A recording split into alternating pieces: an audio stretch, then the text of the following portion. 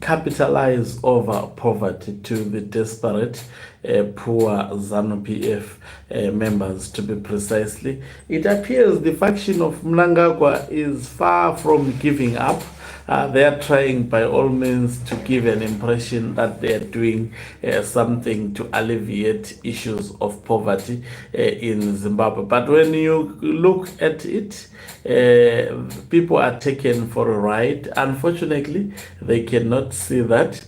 And unfortunately, they allow themselves to be manipulated in such a manner. Greetings and welcome on lovely channel, the Hloniphani Global News. If you're watching us for the very first time, please do remember to press the red or black subscribe button so that next time when we beam live, you become the very first one to watch us. So, the Mnangagwa faction, which is spearheaded by Owen Muta Ngube in Midlands, we've seen, I think Midlands is the busy province. Remember, it should be the busy province because that is where most of the ministers of Mnangagwa comes from. That is also where even Mnangagwa comes from. That is where his farm, farm, is located. And that is where some have said a lot of development is legal development, a lot of legal development that is being carried by Emerson Dambudzo Mnangagwa is focused there. This is the province which started the 2030 mantra, and this is the province that is still pushing hard on the very, very tired 2030 mantra. Just imagine, they give people 10,000, I mean the Women's League members, 10,000 of the chicks. Now you count how many women came to that particular event in Midlands. Sometimes some of the things, they are really a serious mediocre.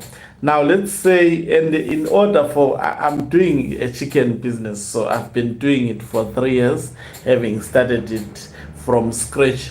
Now, if you are doing chicken business, in order to make profit, at least you should start with 100 in order at least to make a profit. Or, I mean, if you want to improve, you start with 100. I mean, 200 would be better. Now, if you subdivide 10,000 chicks by 200, and I can attest to you, not all those 10,000 chicks by the end of the day today, because they have been exposed to people. You don't do that to those chicks, especially broiler chicks. They have been exposed to people. Most of those chicks some of them will die. They will, by the end of the day, there won't be 10,000, and most will actually, and I'm so sure they are not going to give people in the batches of 100 or 200 as I'm speaking. People are going to be given maybe 20 in order to try and appease as much as possible. But what I saw them parading, they are parading those chicks. Chicks are very, very cheap, especially when you are doing poultry business. What is very expensive is the food for those chicks. So they give those people chicks, but they give them food because food is very expensive. In South Africa, about a 40 kg bag goes for not less than 400 rands.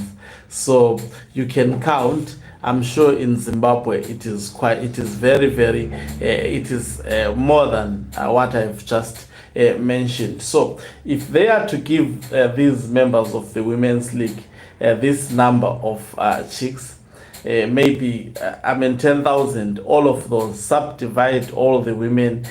Remember, they have also created parallel structures such as Women for ED. So all those young people, they will try also to appease them. How many chicks will they be giving to each young person? And a government doesn't. Anyway, a government should not be doing such primitive programs in the name of empowerment. Now, when we talk of a project that is given to youths by a government, maybe we should be talking about government actually giving the youths 10,000 chicks. About maybe one person, 10,000, those 10,000 chicks, yes, to one person. And actually, or maybe we can say a group maybe of 10 people, yes, giving them such chickens, and actually pledging to buy from them. You see, so that would be, and also not only giving them chicks, but also giving them the feed. But I mean, I speak at length, especially about this business, exposing the gaps. I mean, on the bribery that is being carried out by the Mnangagwa faction in Midlands, and people are just falling trap of it, anyways, because of poverty. And I know in Midlands they are forcing people to attend ZANU PF meetings, especially in rural areas. Some of those people see that they are taken for a ride. Very, very few people are in it with their whole heart. I'm sure a majority of the people see that they are being robbed. So it's another scam. Most probably they took that money from the taxpayers' money, and the figures are inflated just to buy these boxes with 10,000 chicks to try and appease people. All for what? All because Mr. Jones wants to be the president up to 2030. Thank you very much for watching us. If you're watching us for the very first time, please do remember to press the red or black subscribe button so that next time when we beam live, you become the very first one.